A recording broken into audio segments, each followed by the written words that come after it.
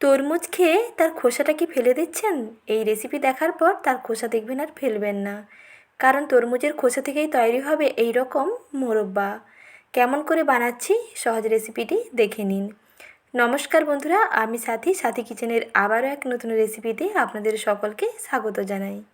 আজকের রেসিপিতে বানিয়ে দেখাবো তরমুজের খোসার মোরব্বা। এই রেসিপি দেখার পর আর ভুলেও কিন্তু তরমুজের খোসা ফেলতে যাবেন না। খুব সহজেই বাড়িতে নিজের হাতেই তৈরি করে ফেলতে পারবেন এই রকম তরমুজের মোরব্বা। তো দেখে নিন আজকের সহজ রেসিপি। তরমুজের খোসার মোরব্বা বানাতে প্রথমে দেখুন এখানে নিয়ে নিয়েছি কিছু তরমুজের খোসা। তরমুজের লাল অংশটা খাওয়ার পরে এই অংশটা কিন্তু কেটে বাদ দিয়ে দেওয়া হয়, এই অংশটা ফেলে দেয়।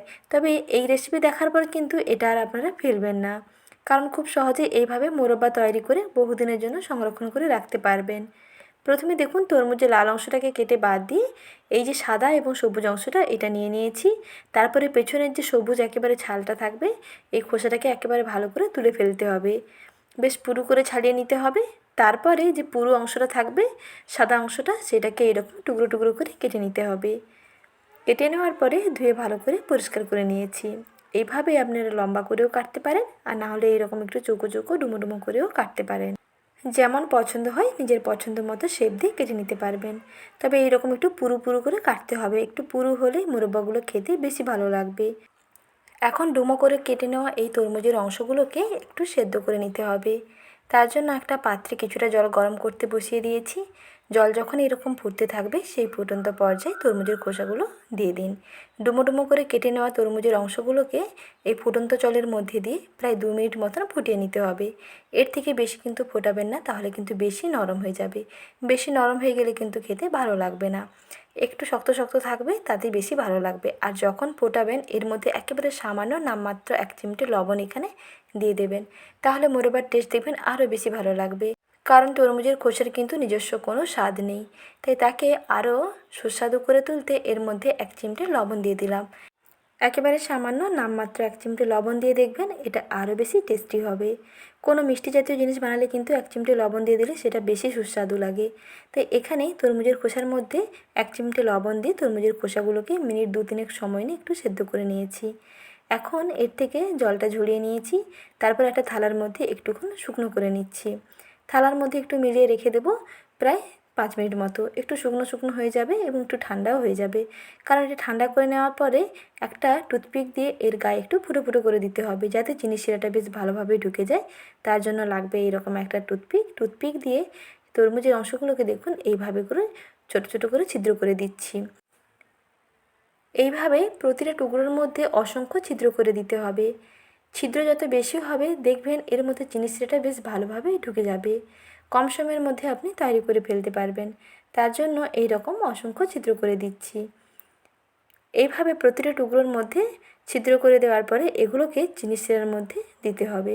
তার জন্য একটা পাত্রে নিয়ে নিচ্ছি একটি বাটি মাপ করে হাফ বাটি চিনি, আর যতটা চিনি দিচ্ছি ঠিক ততটাই দিয়ে দেব জল। চিনি এবং জলের পরিমাপটা সমান থাকবে। প্রথমে দেখুন চিনির মধ্যে জল দিয়ে কিছুক্ষণ এইরকম ফুটতে থাকলে চিনিটা দেখবেন বেশ ভালোভাবে মেল্ট হয়ে যাবে। চিনি মেল্ট হয়ে গিয়ে যখন এরকম ফুটতে থাকবে সেই পর্যায়ে এর মধ্যে সেই তরমুজের টুকরোগুলোকে দিয়ে দিতে হবে। তারপরে 2 মিনিট মতন ফোটাতে হবে। এই সময় কিন্তু আর বেশি ফোটানোর প্রয়োজন নেই। 2 মিনিট মতন ফুটিয়ে নিই, তারপরে চুলার আঁচ বন্ধ করে দিয়ে এগুলোকে ফ্রিজের মধ্যে সারা রাতের জন্য রেখে দিতে হবে। নর্মাল ফ্রিজের মধ্যেই রেখে দেবেন। প্রথমে 2 মিনিট মতন ফুটিয়ে নিই, তারপরে চুলার আঁচটা বন্ধ করে দিয়ে এই শিরার মধ্যে ডুবে থাকবে তরমুজের টুকরোগুলো। তারপরে ঠান্ডা করে নিয়ে এগুলোকে এই পাত্র সমেত ফ্রিজের মধ্যে রেখে দিন। 1 দিনের জন্য রেখে দিতে হবে, তাহলে দেখবেন চিনি শিরাটা এই টুকরোগুলোর মধ্যে বেশ ভালোভাবে ঢুকে যাবে।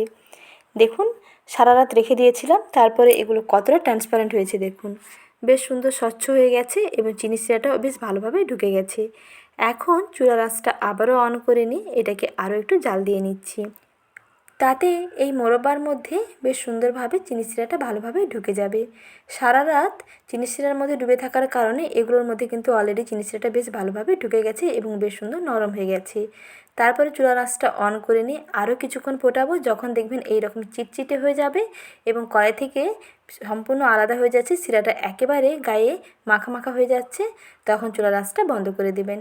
তারপরে এই গরম কড়াইতে কিছুক্ষণ নাড়তে নাড়তে দেখুন চিনি শিরাটা একেবারে শুকনো শুকনো হয়ে গেছে। প্রতিটা টুকরোর গায়ে চিনি সিরাটা বেশ ভালোভাবে লেগে গেছে আর এগুলো কতটা ট্রান্সপারেন্ট হয়েছে দেখুন। এখন এগুলোকে একটা পাত্রের মধ্যে নামিয়ে নিচ্ছি। এগুলোকে আমি চড়া রোদের মধ্যে শুকিয়ে নেব একদিনের জন্য। যদি বেশি দিনের জন্য সংরক্ষণ করতে চান তাহলে কিন্তু অবশ্যই রোদের মধ্যে শুকিয়ে নিয়ে তারপরে একটা কাঁচের বয়ামে ভরে রেখে দেবেন, অনেক দিন পর্যন্ত ভালো থাকবে। আর যেই পাত্রতে শুকাবেন সেই পাত্রে অল্প সামান্য একটু তেল ব্রাশ করে নেবেন, তাহলে দেখবেন মোরব্বাগুলো আর থালার মধ্যে একেবারে চিপকে যাবে না। অনেক সময় এই মোরব্বাগুলো একটু বড় বড় সাইজের বানালে কিন্তু থালার মধ্যে কিংবা যে পাত্রতে শুকাবেন তার মধ্যে কিন্তু আটকে যায়। তবে যদি সামান্য তেল ব্রাশ করে নেওয়া যায় তাহলে দেখবেন আর পাত্রের মধ্যে আটকাবে না। সারাদিন রোদে দিয়ে দিয়েছি, সারাদিনের মধ্যে অর্থাৎ একদিনের মধ্যেই কিন্তু রেডি হয়ে যাবে। একদিন শুকিয়ে যাওয়ার পরেই দেখুন প্রায় 2 থেকে 3 ঘন্টা রোদে দেওয়ার পরেই বেশ সুন্দর শুকনো হয়ে গেছে। একটা সাইড যখন শুকনো হয়ে যাবে তখন অপর পাশটাকে আবার উল্টে দিন। আর কতটা দেখুন ট্রান্সপারেন্ট হয়েছে, একেবারে স্বচ্ছ কাচের মতন হয়েছে। আর দেখেই বুঝতে পারছেন যে এগুলো কতটা লোভনীয় হয়েছে। তরমুজের ফেলে দেওয়া অংশগুলোকে আর না ফেলে এইভাবে একবার তরমুজের মোরব্বা বানিয়ে ফেলুন, খেতে দেখবেন দারুণ লাগবে। চাল কুমড়োর মোরব্বা আপনারা অনেক বানিয়েছেন বা খেয়েছেন, তবে চাল কুমড়োর মোরব্বা না বানিয়ে এইভাবে একবার তরমুজের মোরব্বা বানিয়ে দেখুন। কম উপকরণে এবং কম খরচে সহজেই বাড়িতেই তৈরি করে ফেলতে পারবেন, খেতে দেখবেন দুর্দান্ত হবে। চাল কুমড়োর মোরব্বার স্বাদকেও হার মানাবে এই তরমুজের খোসার মোরব্বা। আর আজকের এই নতুন রেসিপিটি কেমন লাগলো কমেন্ট সেকশানে জানাবেন। এই মোরব্বাগুলোকে আপনি একটা কাঁচের বয়ামে ভরে নর্মাল ফ্রিজের মধ্যে স্টোর করে রেখে দিন, দেখবেন 6 মাস পর্যন্ত ভালো থাকবে। আজ এই পর্যন্ত। রেসিপি দেখার জন্য জানাই অসংখ্য ধন্যবাদ।